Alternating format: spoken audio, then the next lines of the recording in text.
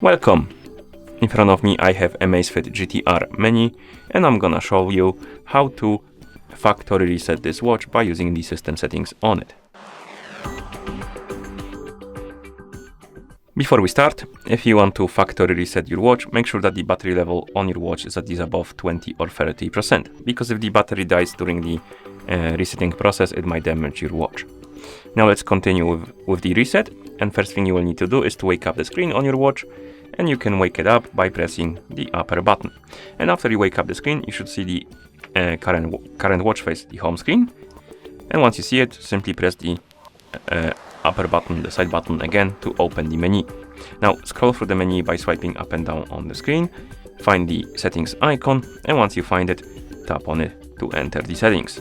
In settings, find the option called the system, and once you find it, select it, then scroll down, find the option called factory reset, and once you find it, tap on it, and here tap on the check mark to confirm and start the resetting process. Be aware though, if you factory reset your watch, you will use all of your data and settings from your watch. So let's tap on the check mark.